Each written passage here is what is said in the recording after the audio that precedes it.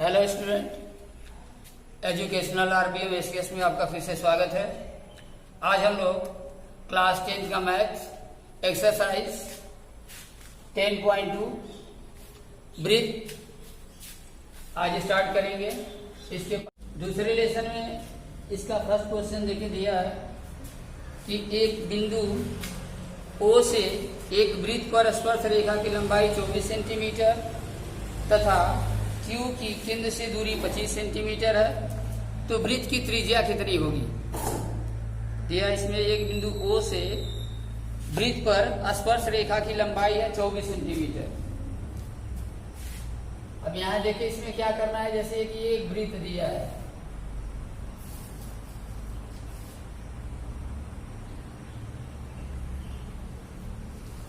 वृत्त का बिंदु क्या है O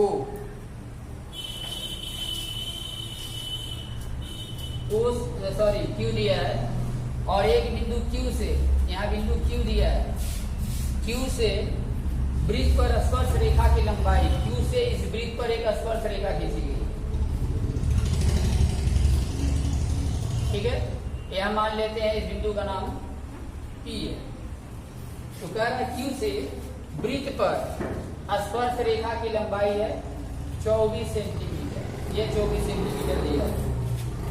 और बिंदु तथा Q की केंद्र से दूरी, इस बिंदु Q की इसके केंद्र से दूरी कितना दिया है 25 सेंटीमीटर,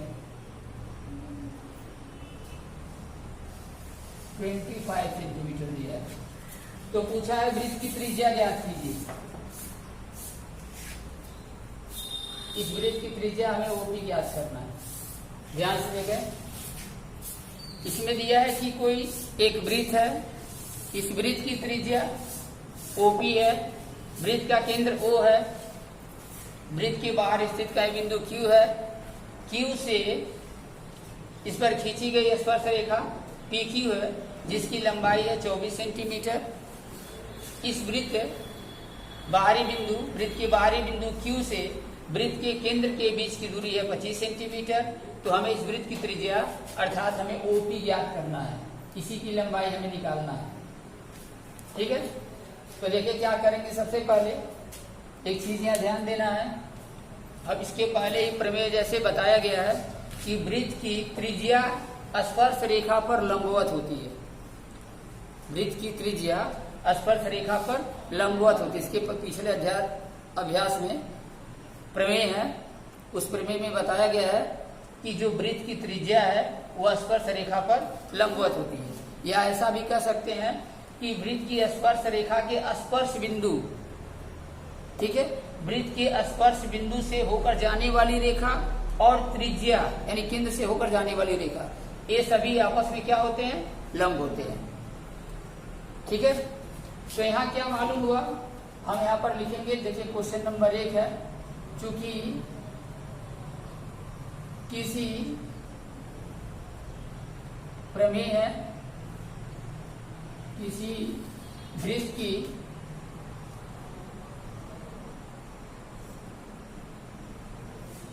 त्रिज्या स्पर्श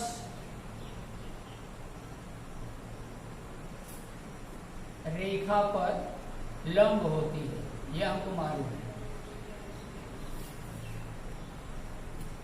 लंब होती है।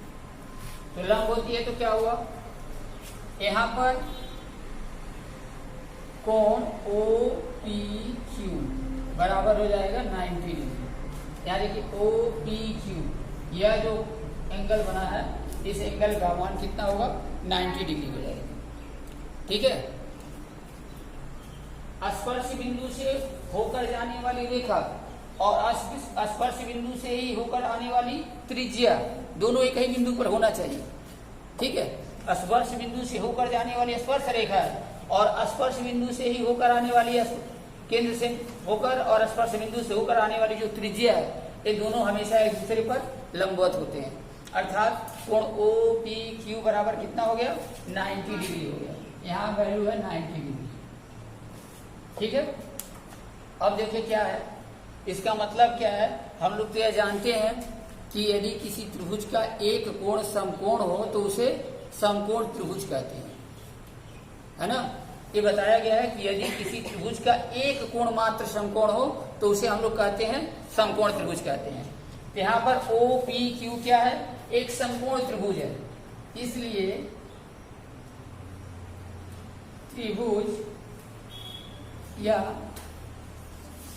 ओ पी क्यू एक समकोण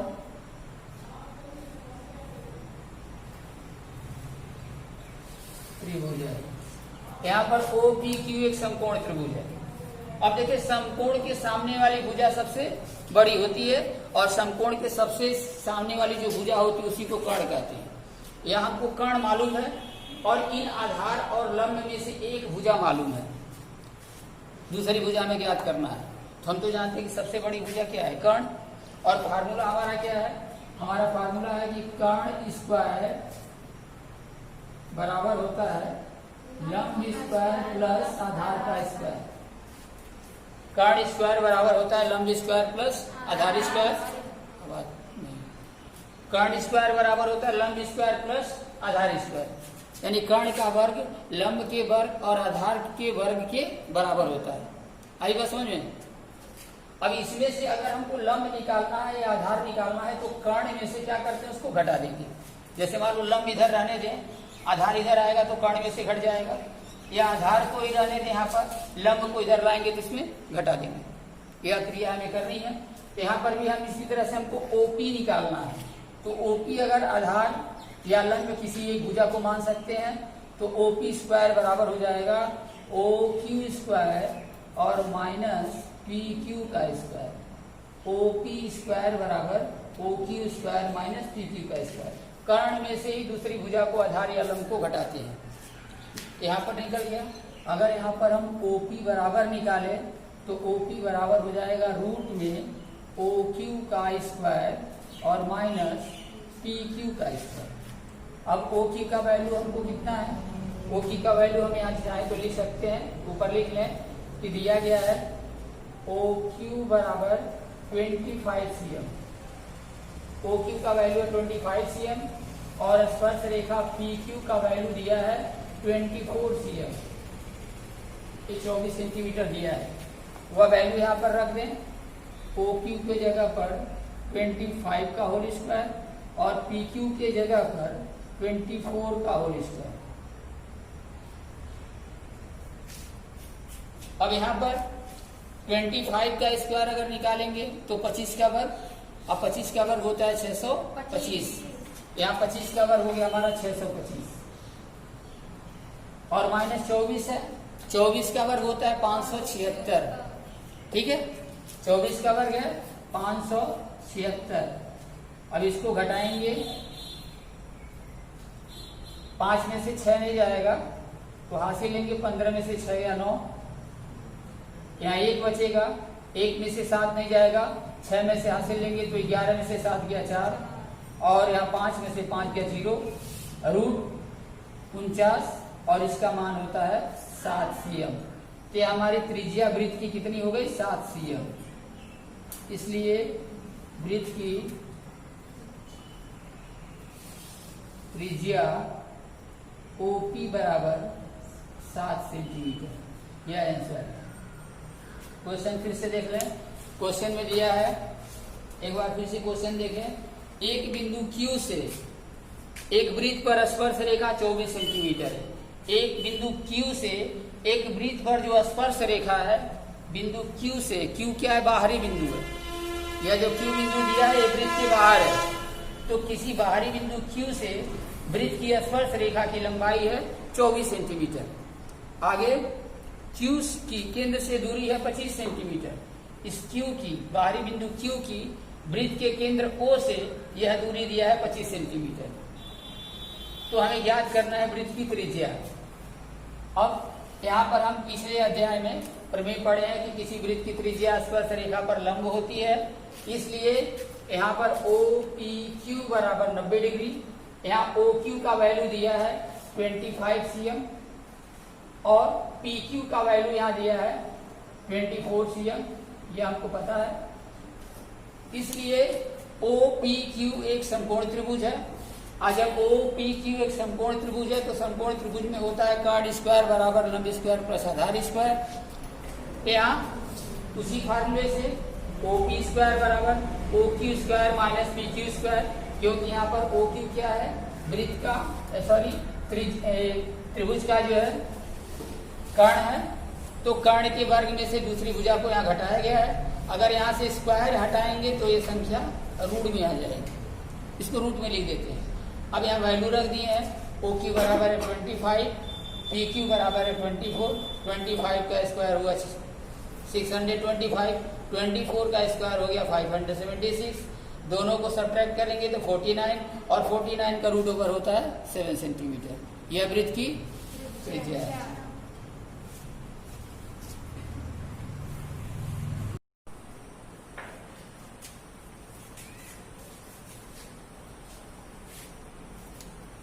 अब देखें यहाँ क्वेश्चन नंबर 2।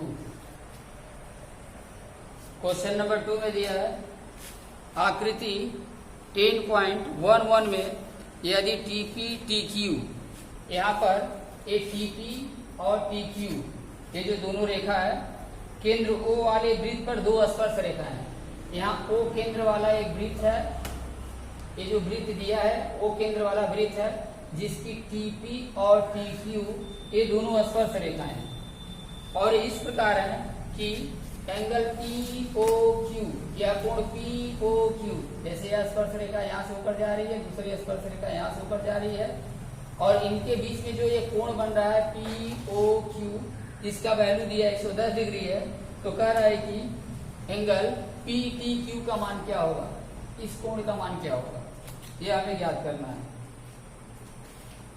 देखें अब यहाँ पर क्या है, यहाँ दिया है कि एक वृत्त है, क्वेश्चन नंबर 2 में दिया है ये दिया गया वृत्त है जिसका केंद्र O है और इस वृत्त की दो स्पर्श रेखा है, एक है PT दूसरी है TQ और ये दोनों स्पर्श रेखाएं एक दूसरे से बिंदु T पर मिलती हैं। इधर OP और OQ ये दोनों वृत्त की त्रिज्या हैं। इन दोनों त्रिज्याओं के बीच में बना कोण 110 डिग्री है। तो पूछा है कि कोण PTQ बराबर क्या होगा। यहाँ देखो बच्चों, यह क्या ध्यान रखना है, सबसे पहले यह चीज याद रखना है कि अगर किसी वृत्त के बाहर स्थित किसी बिंदु से वृत्त पर दो स्पर्श रेखाएं खींची जा सकती है। पहला नंबर है किसी कोई भी अगर वृत्त दिया हो तो इस वृत्त के बाहर अगर कोई बिंदु लेंगे तो वृत्त के बाहर स्थित किसी बिंदु से इस वृत्त पर हम अधिक से अधिक केवल दो स्पर्श रेखा खींच सकते हैं, कम से कम एक और अधिक से अधिक दो स्पर्श रेखा खींच सकते हैं और इन दोनों स्पर्श रेखाओं की लंबाइयां आपस में समान होती है, ये भी ध्यान रखना है। ठीक है, ये दोनों स्पर्श रेखाएं जो खींची जाती हैं इन दोनों स्पर्श रेखाओं की लंबाइयां आपस में समान होती हैं, अर्थात यहाँ पर TP और यहाँ पर TQ ये दोनों स्पर्श रेखाएं आपस में समान है। दूसरी चीज है इनके पहले वाली स्पर्श रेखा का स्पर्श बिंदु यहाँ पर P है, दूसरी वाली स्पर्श रेखा का स्पर्श बिंदु Q है और ये दोनों स्पर्श रेखाएं के स्पर्श बिंदु केंद्र पर O बिंदु पर मिलते हैं। तो यहाँ पर दोनों त्रिज्याओं के बीच का कोण और यहाँ पर दोनों स्पर्श रेखाओं के बीच का कोण, इन दोनों कोणों का योगफल 180 डिग्री होता है। ये भी एकदम हमेशा याद रखना है, ठीक है ना।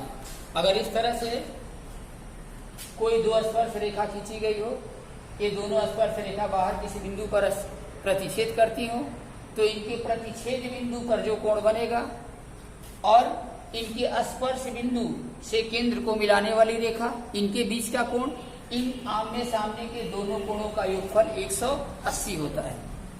ठीक है, यहाँ लिखेंगे चूंकि PP तथा TQ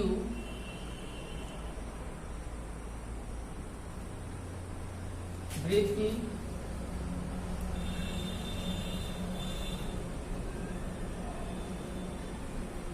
स्पर्श रेखा है तथा OQ और OP वृत्त की त्रिज्या है, यह हमको पता है। ये दोनों वृत्त की त्रिज्या है, OP त्रिज्या है और यहाँ पर TP और TQ वृत्त की स्पर्श रेखा है। तो हम क्या जानते हैं कि केंद्र पर बना कोण, स्पर्श बिंदु से केंद्र को मिलाने वाली रेखा, यानी केंद्र पर बना कोण POQ, angle POQ plus angle in दोनों स्पर्श रेखाओं के बीच का कोण, जिसका नाम है PTQ, एंगल PTQ बराबर होगा 180। अब यहाँ पर हमको मालूम है कि POQ बराबर यहाँ दिया 110, यहाँ पर POQ के जगह पर हम 110 रख देंगे, 110 डिग्री और प्लस एंगल PTQ बराबर 180 यहाँ रखेंगे। यह इम्प्लाइज या और का चिन्ह लगाना है, यहाँ जो किनारे लिखते हैं ऐसे इम्प्लाइज या और भी लिख सकते हैं, या हिंदी में उसको अथवा लिखा जा सकता है। ठीक है, तो यहाँ पर एंगल PTQ का मान निकालेंगे। एंगल PTQ बराबर 180 माइनस 110, यहाँ पर हमको एंगल PTQ का वैल्यू हो गया 70 डिग्री, यही आंसर है। जो इस एंगल का मान पूछा है इसका वैल्यू होगा 70 डिग्री। अब यहाँ क्वेश्चन नंबर 2 में ऑप्शनल क्वेश्चन दिया है, इसमें दिया है A number 60, 2 number 70, C number दिया है इसका, A नंबर दिया है 60, B नंबर 70, C नंबर 80 और D नंबर 90 डिग्री दिया हुआ है। तो इसका ऑप्शन नंबर B सही है। ठीक है,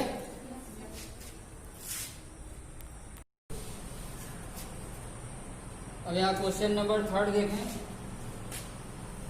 क्वेश्चन नंबर 3 यह दिया है, यदि एक बिंदु P से O केंद्र वाले किसी वृत्त पर, O केंद्र वाला एक वृत्त है, तो सबसे पहले हम O केंद्र वाला यहाँ पर एक वृत्त का निर्माण कर लेते हैं।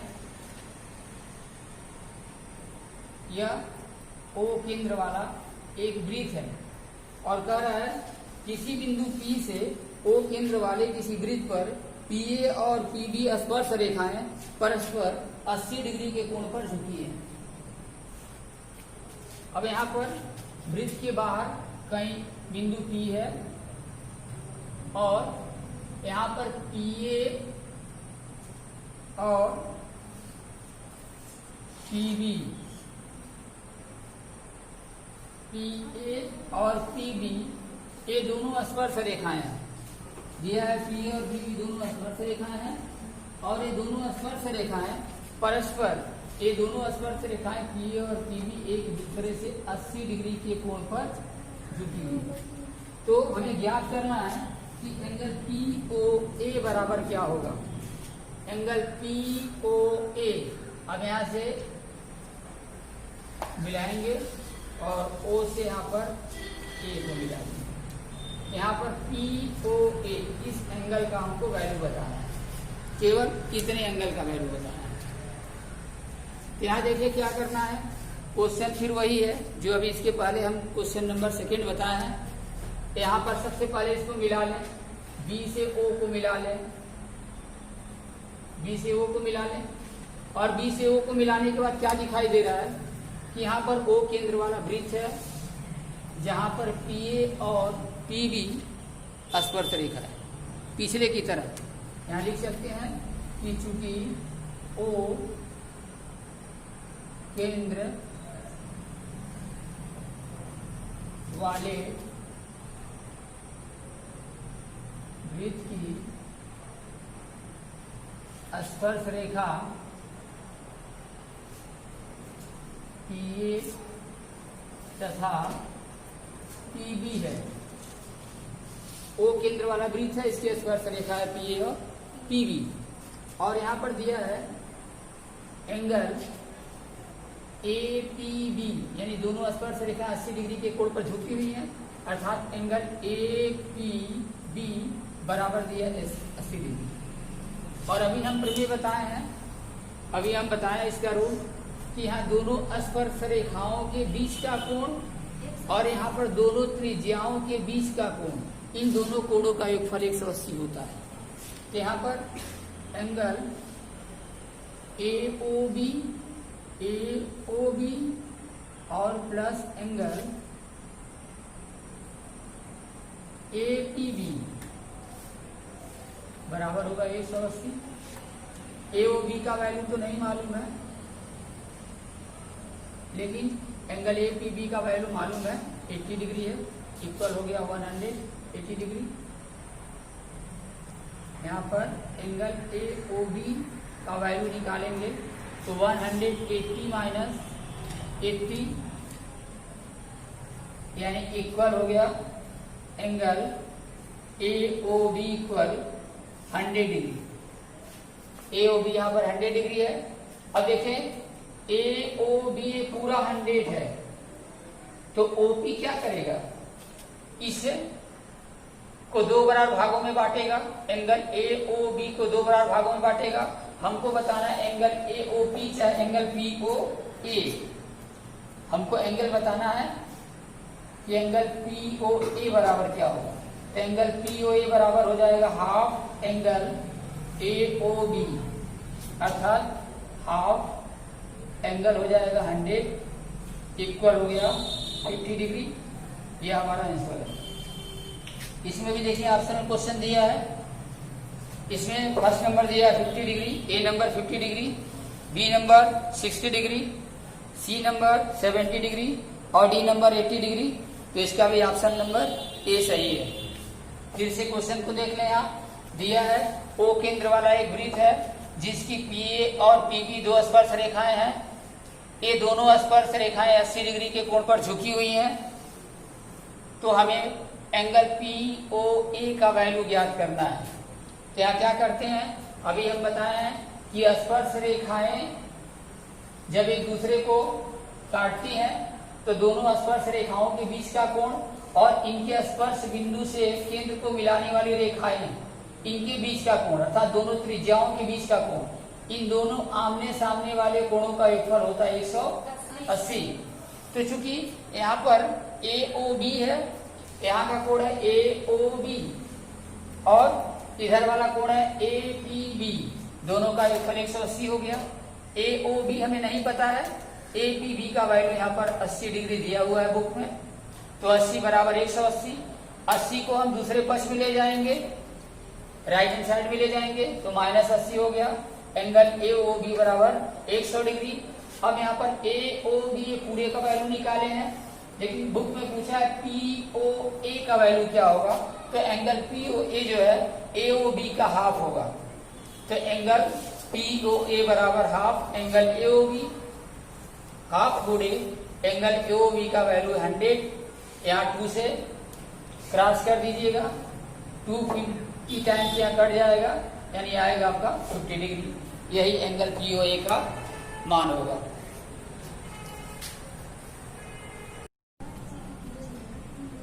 अब यहाँ क्वेश्चन नंबर 4 देखें, दिया है सिद्ध कीजिए किसी वृत्त के किसी व्यास के सिरों पर खींची गई स्पर्श रेखाएं समांतर होती है। सिद्ध कीजिए किसी वृत्त के किसी व्यास के सिरों पर, कोई वृत्त है,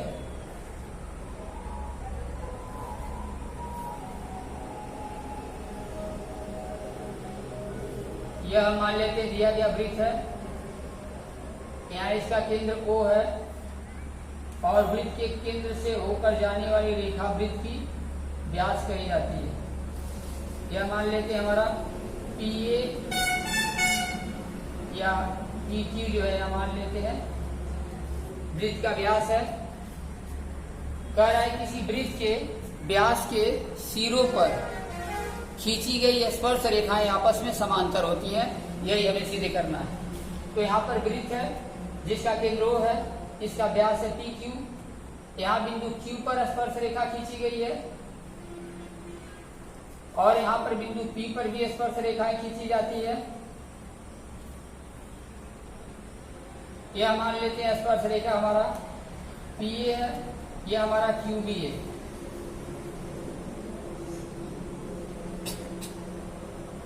ये स्पर्श रेखा QB है।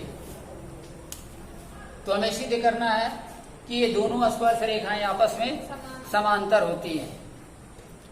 ठीक है, अब यहां पर प्रमेय दिया है क्वेश्चन नंबर 4 का। प्रमेय में जो जो दिया है सबसे पहले हमें लिख लेंगे। क्या क्या दिया है हमें यहाँ, सबसे पहले जब हमें सिद्ध करना हो तो सबसे पहले लिख लेते हैं। दिया गया है, क्या दिया गया है कि PQ वृत्त का व्यास है,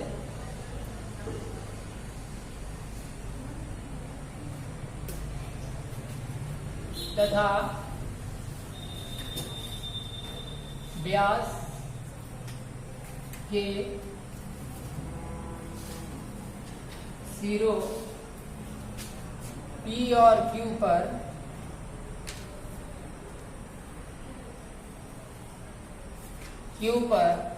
PA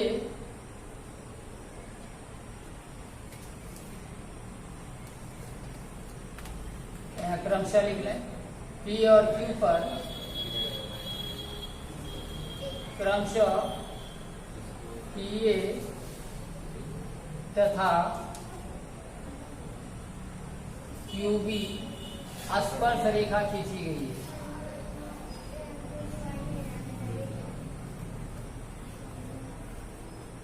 स्पर्श रेखा खींची गई है, यह हमें दिया गया है। दिया गया है किताब में दिया है कि किसी व्यास के सिरों पर खींची गई स्पर्श रेखाएं परस्पर समांतर होती है। यह हमें सिद्ध करना है।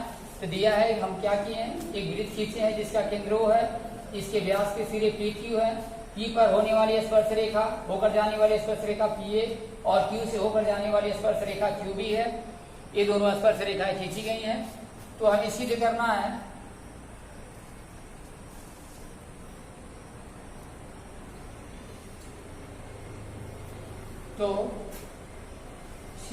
है कि PA समांतर QB, यही हमें सिद्ध करना है। अब हम कैसे सिद्ध करेंगे, यहाँ उपपत्ति लेकर चलते हैं। उपपत्ति में देखें, अभी बताया गया है कि स्पर्श बिंदु से होकर जाने मिलने वाली, स्पर्श बिंदु से किसी वृत्त के स्पर्श बिंदु से केंद्र को मिलने वाली रेखा त्रिज्या कहलाती है, और यह त्रिज्या स्पर्श रेखा पर लंबवत होती है। इसके पहले बताया गया है कि किसी भी वृत्त में जो स्पर्श रेखा और त्रिज्या होती है, अगर स्पर्श बिंदु केंद्र से होकर जाती है तो ये त्रिज्या और स्पर्श रेखाएं आपस में लंब होती हैं, अर्थात 90 का कोण बनाती हैं। ये हमें बताया गया है। यहां पर देखें, चूंकि OQ लंब है यहां पर BQ पर, या OQ जो है इस BQ पर लंब है, अर्थात यहां पर 90 का कोण बना दीजिए। यानी हम कह सकते हैं कि कोण PQD, कोण PQD बराबर हो गया 90 डिग्री। ये 90 का कोण बनाते हैं। इसी प्रकार OP भी PA पर लंब है, ये भी OP भी वृत्त की त्रिज्या है और PA स्पर्श रेखा है, ये भी PA पर क्या है, लंब है। इसलिए हम कह सकते हैं कि एंगल यहाँ OPA, एंगल OPA बराबर भी 90 डिग्री। यहाँ क्या मिला कि यह भी हमारा 90 डिग्री है और ये भी 90 डिग्री। अब इसके पहले एक में ही एक प्रमेय है कि किसी एक रेखा पर दो लंब रेखाएं परस्पर समांतर होती है। यदि एक ही रेखा पर दो लंब रेखाएं खींची जाए, यदि कोई एक रेखा दी गई हो और इसी रेखा पर दो लंब रेखाएं खींची जाए, जैसे यहाँ भी इस सिरे पर भी खींचा गया, इस सिरे पर भी खींचा गया, तो ये दोनों लंब रेखाएं अगर खींची जाए तो ये दोनों रेखाएं आपस में समांतर होती हैं। यह भी प्रमेय है। या ये भी हम दिखा सकते हैं कि मान लें यहाँ का 90 है तो इधर का 90 है तो इधर भी 90 होगा। अब यहाँ पर इधर वाला जो ये कोण है और इधर वाला भी ये जो कोण है, ये दोनों कोण क्या है? आपस में अल्टरनेटिव एंगल है, एकांतर कोण है। और अगर एकांतर कोण बराबर होते हैं तो दोनों रेखाएं आपस में समांतर होती हैं। यदि एकांतर कोण बराबर है तो भी रेखाएं समांतर होती हैं। अथवा इससे भी निकाल सकते हैं कि एक ही रेखा पर दो लंब रेखाएं परस्पर समांतर होती हैं। ध्यान लिख देंगे प्रमेय में कि चूंकि एक ही रेखा पर स्थित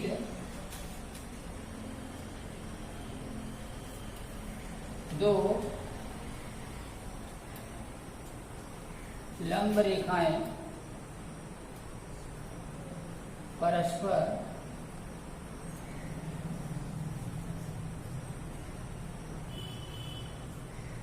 समांतर होती है। क्योंकि एक ही रेखा पर स्थित दो लंब रेखाएं परस्पर समांतर होती हैं, इसलिए PA समांतर हो जाएगा PB, PA समांतर हो जाएगा QB। इधर QB है, यही हमें प्रूव करना था। फिर से देखिए एक बार क्वेश्चन को।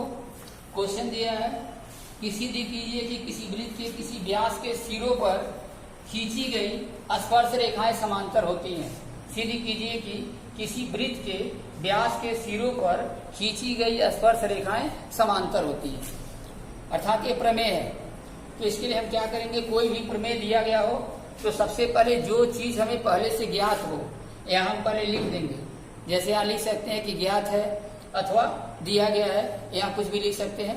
यानी जो प्रश्न के अनुसार दिया गया, जो प्रश्न में हमको मालूम है उसे पहले यहाँ नोट कर लेते हैं। तो क्या दिया गया है? दिया गया है कि PQ वृत्त का व्यास है। ये जो PQ है एक वृत्त है जिसका केंद्र O है, ये भी लिख सकते हैं, बढ़ा के भी आप अपने हिसाब से लिख सकते हैं कि माना एक O केंद्र वाला वृत्त है या एक वृत्त है जिसका केंद्र O है, जिसका व्यास PQ है, तथा व्यास के सिरों P और Q पर, इस व्यास का एक सिरा P है, दूसरा सिरा Q है, और P और Q पर दो स्पर्श रेखाएं PA और QB एक खींची गई है। तो हमें सिद्ध करना है कि ये जो दोनों स्पर्श रेखाएं हैं PA और QB ये आपस में समांतर है। यही हमें सिद्ध करना है। अब हम उत्पत्ति में क्या किए हैं? हम जानते हैं कि त्रिज्या स्पर्श रेखा पर लंबवत होती है। ये नहीं बताया गया है? यहाँ बताया गया है कि त्रिज्या, किसी वृत्त की त्रिज्या उस बिंदु पर खींची गई स्पर्श रेखा के लंबवत होती है। तो यहाँ पर OP जो है PA पर लंब होगी और साथ ही OQ यहाँ QB पर भी लंब होगी। यहाँ लिख दिया गया है OQ लंब है BQ पर, और जब OQ यहाँ QB पर लंब होगा चाहे BQ पर लंब होगा तो कोण PQB का मान यहाँ पर 90 आएगा। और जब OP यह लंब होगा PA पर तो यहाँ पर Q या OPA कहिए चाहे QPA कहिए, ये दोनों बराबर 90 डिग्री हो जाएगा।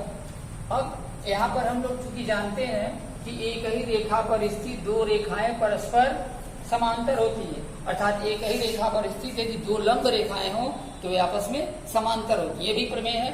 इसलिए इस प्रमेय के अनुसार क्या हुआ कि PA और QB आपस में समांतर है और यही हमें सिद्ध करना है।